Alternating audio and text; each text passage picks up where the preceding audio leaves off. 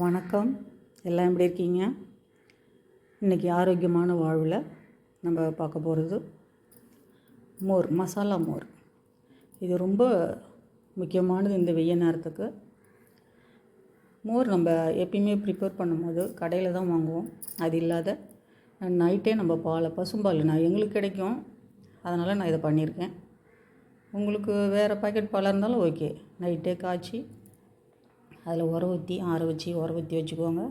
காலையில் தண்ணி விட்டு அதை சிலுப்பி வச்சுக்கோங்க. அதில் இருக்கிற வெண்ணெயெல்லாம் எடுத்து எட்ட வச்சுக்கோங்க.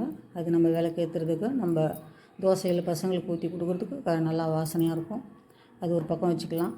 இப்போது இந்த மோரில் பாருங்கள், இது ஜீரகம் வறுத்து வச்சுருக்கேன்.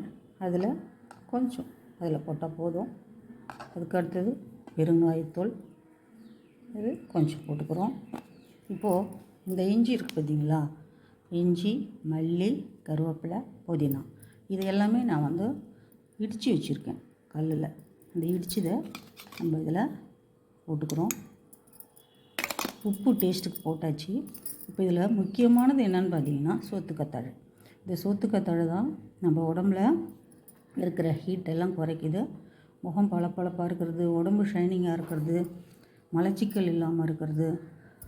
முதல் வியாதிக்கு காரணமே மலச்சிக்கல் தானே. அந்த மலச்சிக்கல்ல போக்குறது எல்லாமே இந்த சோத்துக்கத்தாழை. இந்த சோத்துக்கத்தாழையை உள்ளே இந்த ஜெல்லை எடுத்து வச்சுருக்கேன். இதை உள்ளே இருக்கிறத எடுத்து நல்லா கழுவிடணும். கழுவிட்டு சின்ன சின்ன துண்டாக நசுக்கி வச்சுருக்கேன் பாருங்கள்.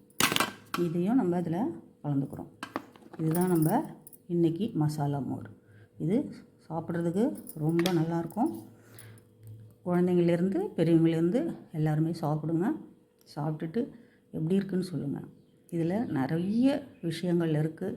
எல்லோரும் இதெல்லாம் நம்ம மறந்துட்டோம். இதுக்கு மேலே நம்ம மறக்க வேணாம். ஏன்னா ஹாஸ்பிட்டல் போகாமல் இருக்கணும்னா இந்த வெய்ய நேரத்தில் இதை நம்ம சாப்பிட்டே ஆகணும். இதில் நிறைய எப்படின்னா ஜீரண சக்தி, அதுதான் முக்கியமானது நமக்கு. இதை மத்தியானத்தில் பார்த்திங்கன்னா சாப்பிட்ட பிறகு ஒரு சொம்பு குடிக்கலாம், காலையில் ஒரு சொம்பு குடிக்கலாம். இது எவ்வளோ எடுத்துக்கிட்டாலும் உடம்புக்கு எந்த சைடு எஃபெக்ட்டும் வராது. டீ காப்பியை தவிர்த்துட்டு இந்த மாதிரி மோரை இந்த வெய்ய நேரத்தில் சாப்பிடுங்க. அதுவும் இந்த மசாலா மோர் ரொம்ப டேஸ்ட்டாக இருக்கும். சாப்பிட்டு பார்த்துட்டு சொல்லுங்கள். இந்த ஆரோக்கியமான வாழ்வில் நம்ம எல்லாம் ஆரோக்கியமாக இருக்கணுன்றதுக்காக தான் இதை நம்ம பண்ணிகிட்ருக்கோம். உங்களுக்கு இது பிடிச்சிருந்துச்சுன்னா லைக் பண்ணுங்கள், ஷேர் பண்ணுங்கள், கமெண்ட் பண்ணுங்கள்.